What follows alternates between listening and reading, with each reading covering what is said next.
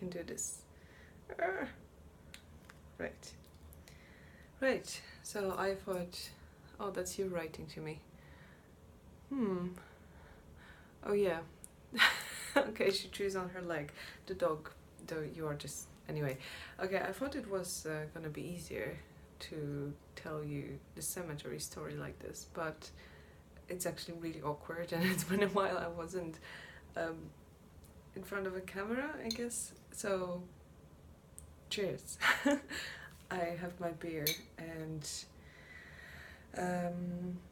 yeah, okay. So let me tell you what happened with the cemetery. So my friend told me, I don't even know where to start. It's just every story feels like it needs a backstory to make sense. So I can't just tell you out of context what I want to say. I need you to know the whole thing. But obviously I can't do that because then it will last forever and I will never be able to send you that. So let me think. Where should I start? Well, I was supposed to leave on that day back to London. You know, I was kind of juggling things around and trying to figure out where to stay during my long prolonged stay in UK, because obviously I didn't want to bother my friend too long because of his flatmate, so I ended up having a whole lot time in UK without knowing how exactly it's gonna go. So you know, I visited my friends here and there, and so I only stay with my friend 1 week, and the rest I'll just figure out. And on that day I was supposed to be going back because I had a dentist appointment, and this is very weird talking like this. It's really, really weird. I wasn't expecting that. I was supposed to be easier to talk to an actual person behind it, but I think when I'm filming that for like everyone, whoever's watching, I just assume that nobody's gonna watch it anyway, so it's just weird. Anyway, right, okay. Stage fright. Wasn't there something in my horoscope about stage fright? I don't know. Okay, so I was supposed to leave, and that was the deal. Basically, you know, I arranged everything so there's enough time, enough way out for us both in case that it didn't work out, you know, because I was meeting my friend, we were chatting on Facebook, and I didn't really know if we're gonna get on well in real life or not. So okay, so he said, fine, you can stay, but you will have to go on Tuesday because I have a thing. And for some reason I think all this information is necessary for you to hear my cemetery story, but hey.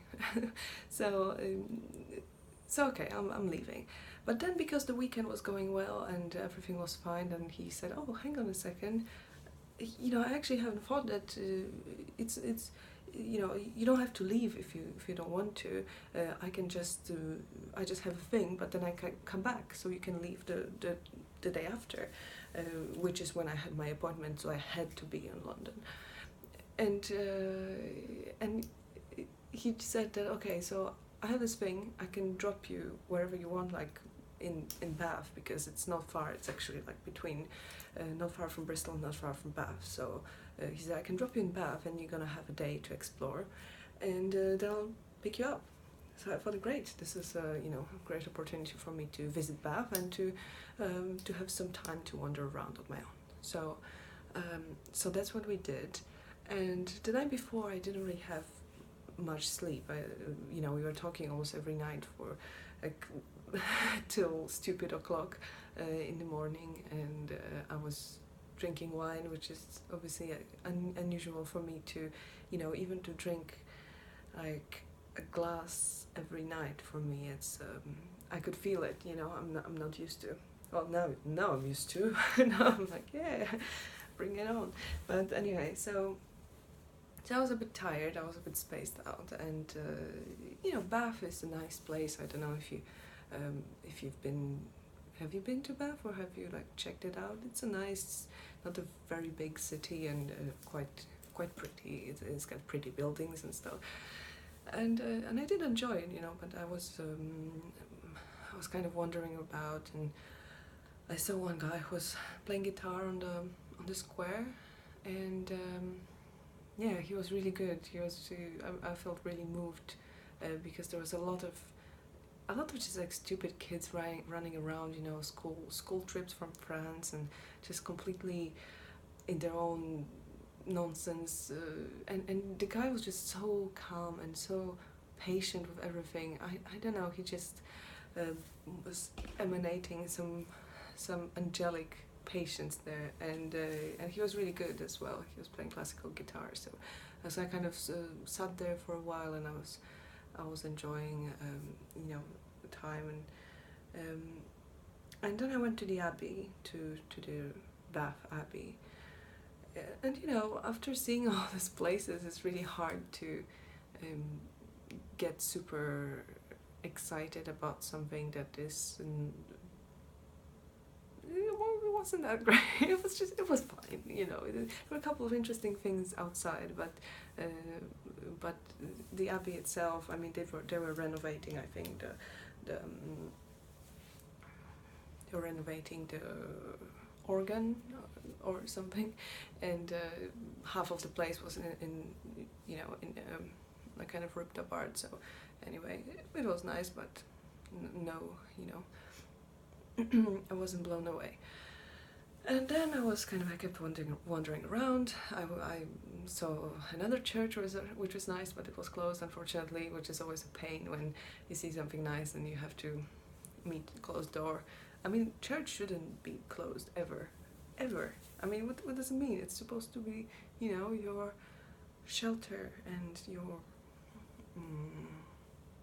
what do you call it? Refugee. Is that what you call it? Anyway, a place where people seek for shelter.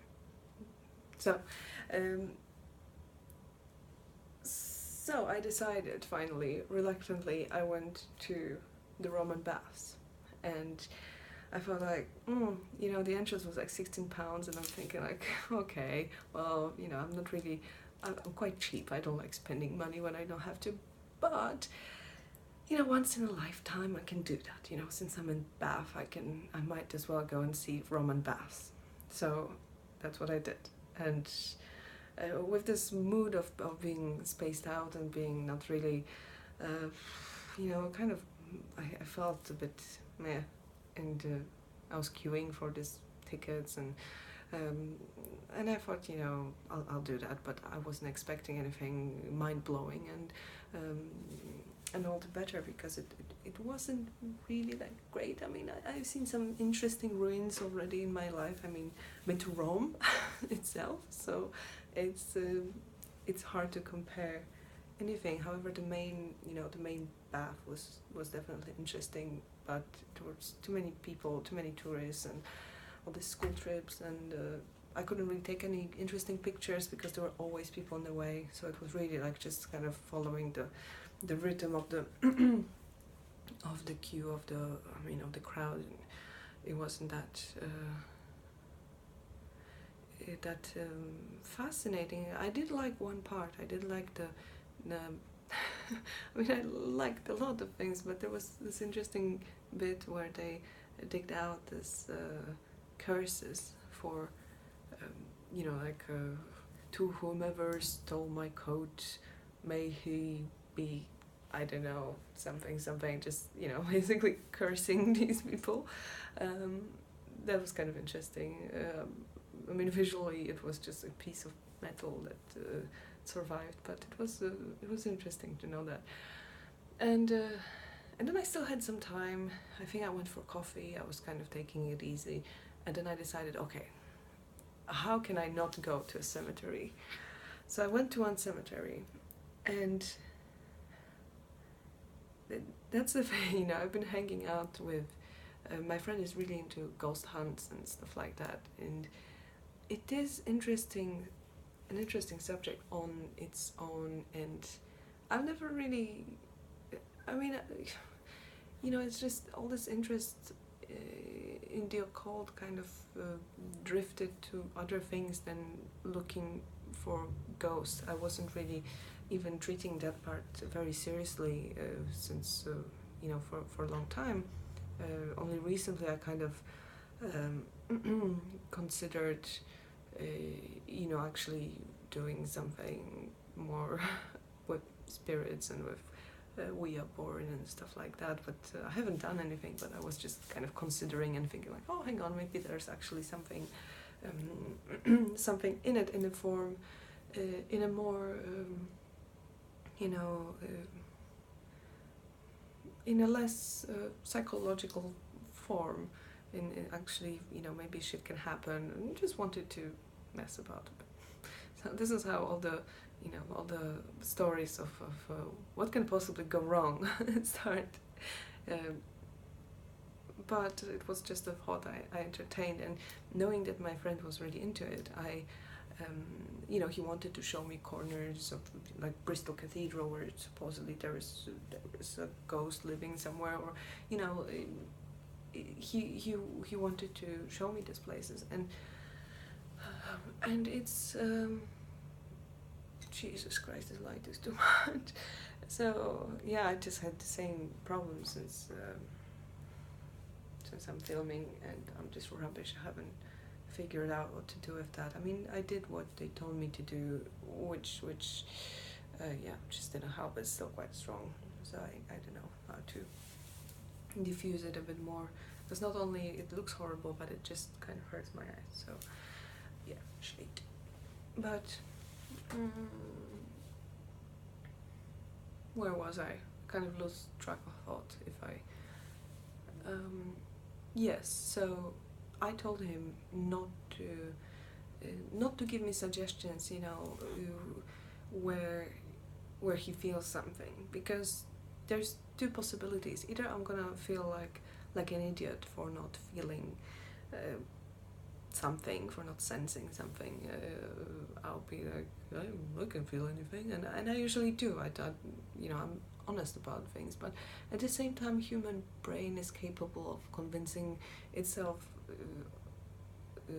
of many things, and I wouldn't like to be, I wouldn't like these things to be suggested to me. That then I'm just gonna kind of go with it and start feeling like, oh well, now when you said that, I kind of feel that too. It's just kind of, I really want to, if I feel, I feel. If I don't, I don't. So it's interesting, but it's better to compare it after than than kind of get these things suggested to you. So and it's a whole another discussion, how to, there's so many ways you could see psychic abilities and psychic phenomena and things like that yeah, let's leave it for now, because it's a whole another discussion.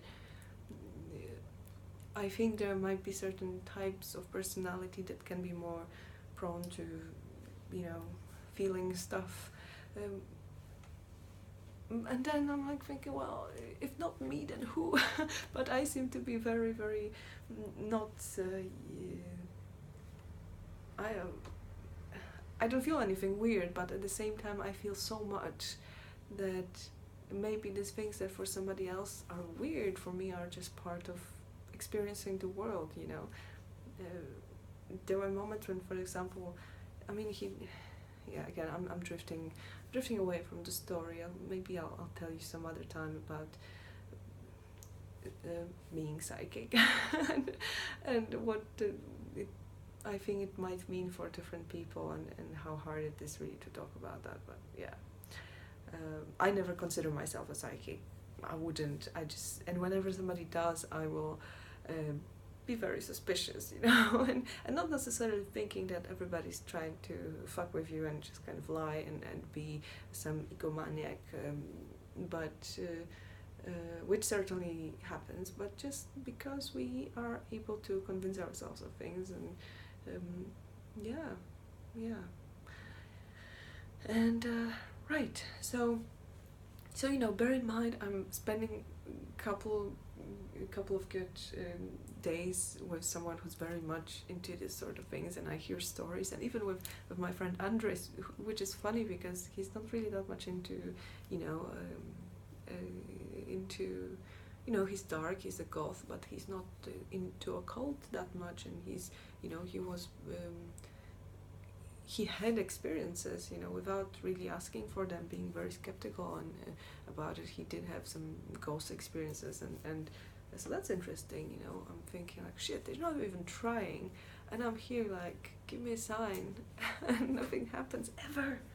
My whole life, it's just weird. Maybe I'm the ghost, maybe I'm the weirdest thing in the room, and that's why everything else is scared of me. So yeah, or I'm just this like master mistress of the underworld. So Holy Spirit's just like hush away, and yeah, to make the way for that. That's the scenario I kind of like. What is this?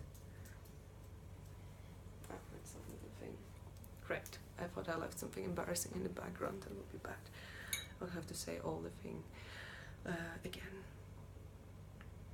So with this kind of mood already kind of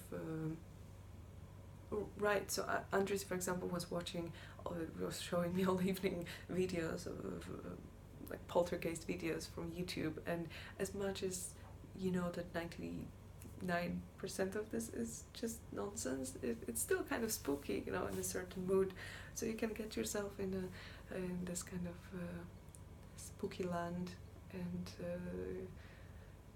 suggest yourself many things. So I went to the cemetery, and it wasn't super impressive, it was nice. It had a couple of angels, and it was some kind of like war memorial place, and it had this building, this kind of gothic, I guess, looking building in the middle, and I started, there was something scratching some scratching sound when I approached the door to this building, so I kind of felt like, oh, okay, I'll just carry on, not by this building, just further down. But I didn't feel like, as I said, I mean, I am quite in tune with my environment. I think I do pay attention to things, but I never thought about it as being any kind of psychic ability. I just feel like that's, when you shut up, you hear things. It's just like the way it is. So I did feel like, things are talking to me. I guess it depends on what kind of frame you put it, what kind of packaging you put it into. So I never just, the word psychic never sat with me, and I never could feel like actual physical presence. I felt things, but not like I could say like, oh, there's someone in this corner. I would feel pressure. I would feel that, oh, this room is weird, or here I feel better, here I feel weird, this person feels better, this person feels weird. But yeah, I don't know. So I went to this cemetery, it was alright, and then I left. End of the story.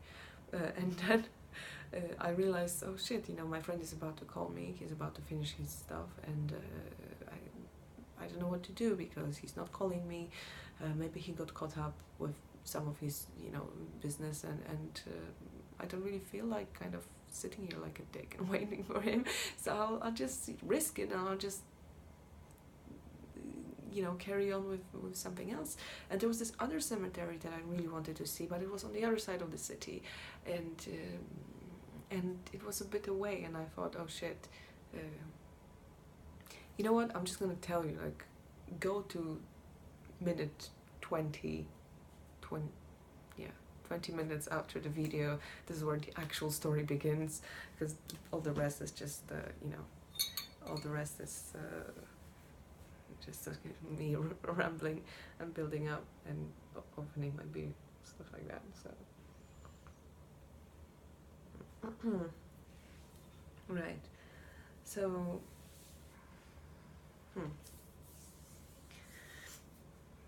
so I went a bit away, past the river, away from the city.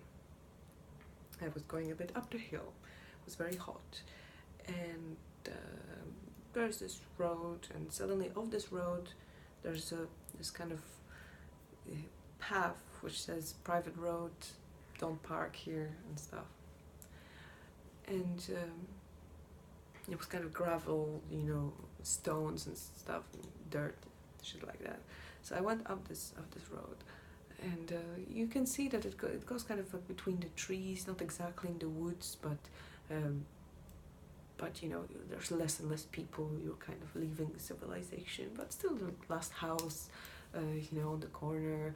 And then as you approach the cemetery, there's this iron gate, and there's a house next to the cemetery that I understood as some kind of, a person who takes care of the cemetery, a gardien. I don't know how to say it. And obviously, the minute I approached the cemetery, my friend called me, "Where are you?" And I'm just like, "Fuck, seriously." I was just like, I just came here, and it was amazing. You could already see that it's really interesting, and there's so many things to photograph and explore. And I'm like, oh. So I said, "Oh, I'm sorry," but I kind of walked away. And he said, "No problem, I'll pick you up." I'm like, "Yeah, thanks God, thank you so much. This is great. I'll just, have at least." And he said, "Oh, I'll take, half an hour or something like that." So I'm thinking, oh, this is great. And there were 2 chapels there. There was one small chapel. They were both closed, obviously, and late for everything. There was one chapel which was smaller, and I kind of ran around it quickly, and then there was this other chapel which was kind of like in the middle, a little bit bigger, and it looked like they were doing some kind of works on it. It was covered with this plastic, like blue plastic, which sometimes they put on rooftops so the rain doesn't fall as they're doing this stuff or something like that. And bricks on it. Yeah, so it looked like in the middle of renovation. And next to it there was a metal shed for tools or something, and some bags with dirt or with bricks, something like that, the usual travaux. And something in my brain just said, like, "Don't go there."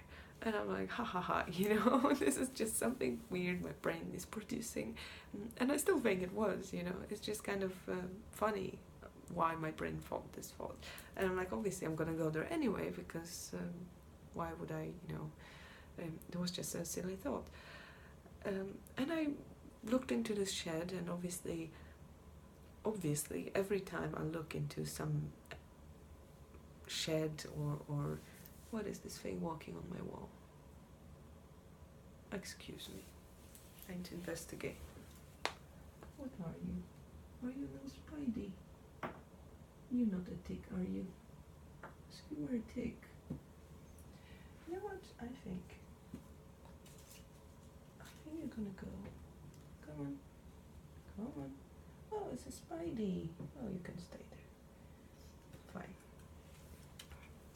Yeah, sorry about that. Right. So I went to investigate this shed, and whenever I'm in some kind of weird place like that, and I open, I sneak from around the corner to open something, I always expect a dead body or something, that one day I will just find something weird. It's just, I don't know, imagination, and there was nothing weird. There was just a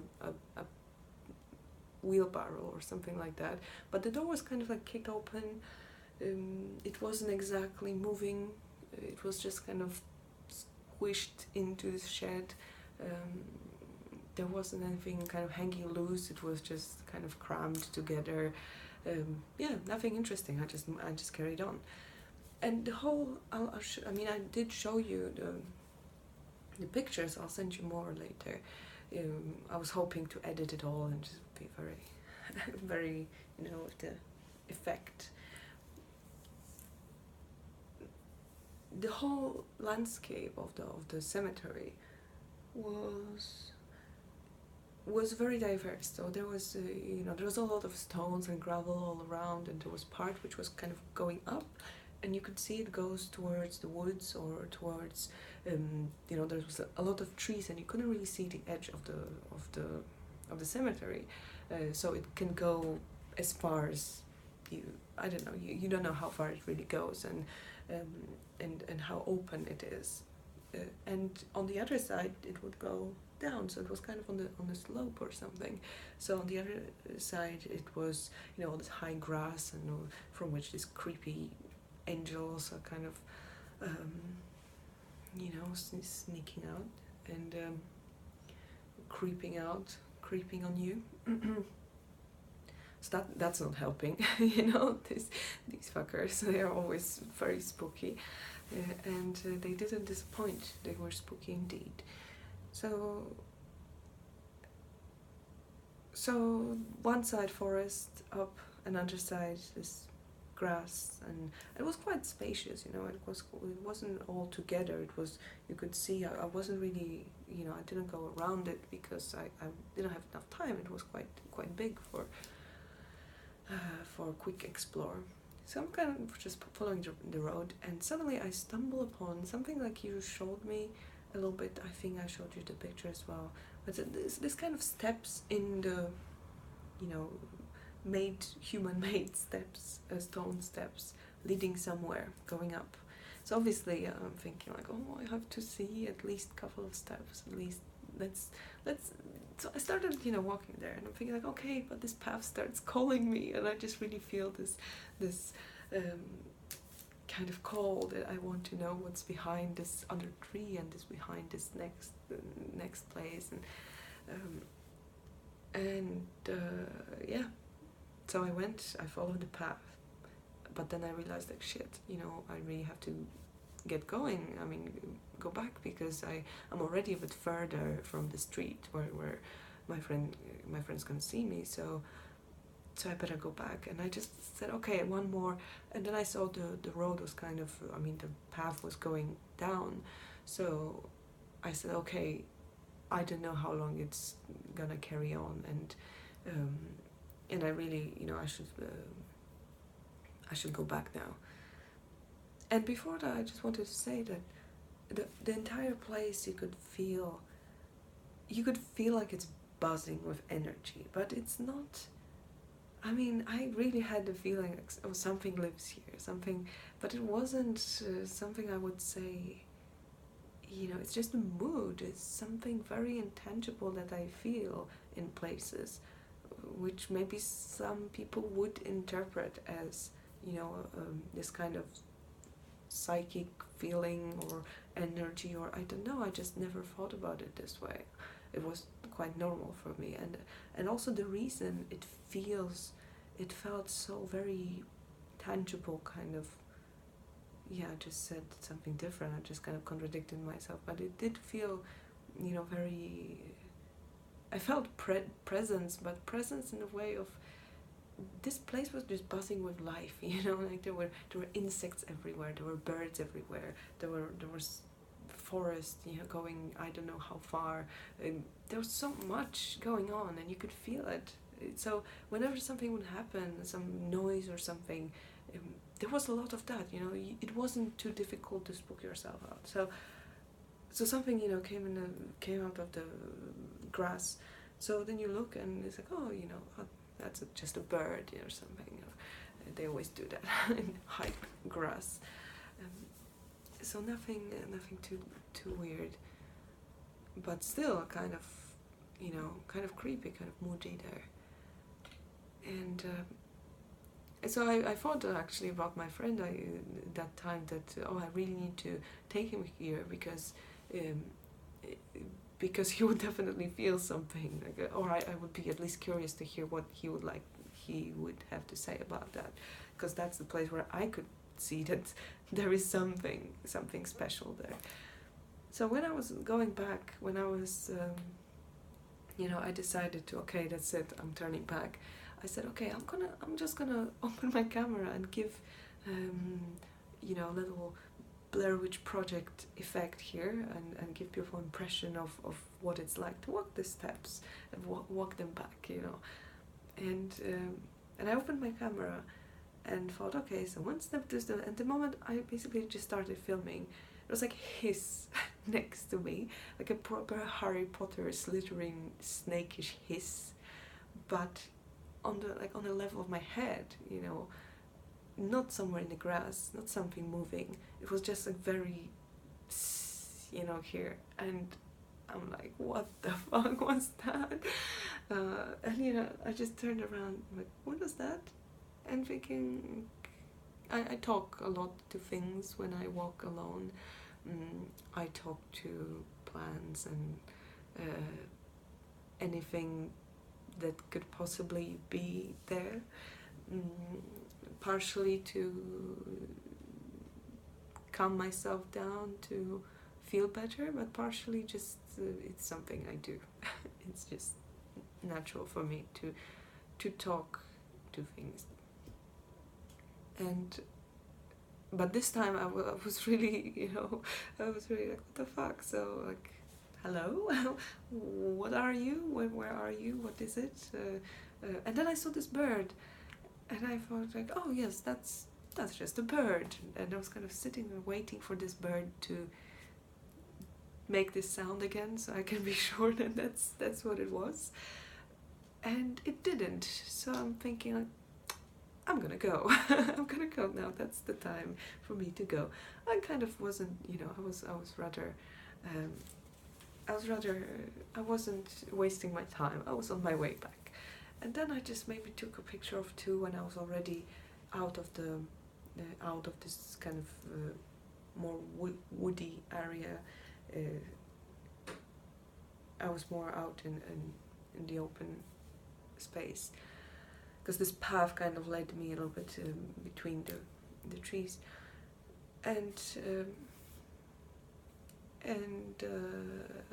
when I was going back and when I was passing, I was not far of this main chapel, and suddenly I heard like a metal bang, like something just, I can't quite compare it to something. Like, I'm thinking that if somebody had the metal gate, like all this metal stuff that was there, fine. But if somebody just purposefully shut it close, just like shut it angry, it could have been, I don't know, I can't imagine a falling bird, like dead bird which would be creepy enough for a dead bird of the size of a chicken to fall dramatically on a metal shed. I think that would be weird enough for me to leave, to start, to be on my way. But it seemed unlikely. I mean, why? So I thought, obviously, ghost was more likely, right? So I just fuck that. I was really, really, really scared. And well, I wasn't running. I was just quickly walking, because I always think that panic is not helping, and if you show whatever it was that you're scared, then it's worse for you, really.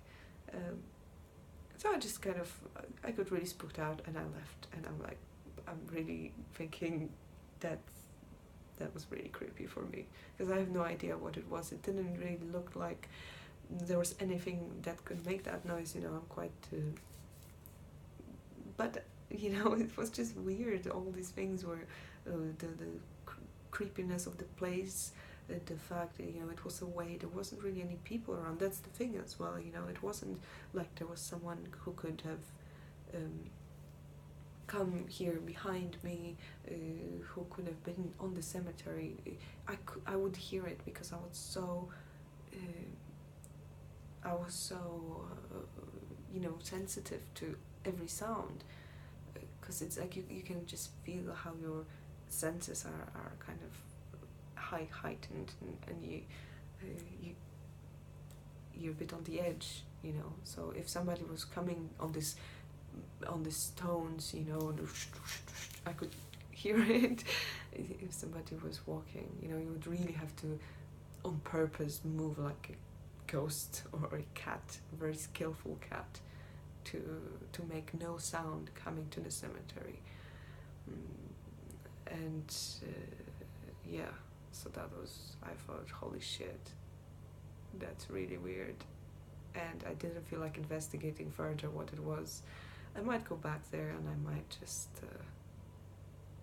you know, maybe I'll take Paolo with me and see what he says. Because in the end of the day, I don't believe that, you know, any spirits have anything.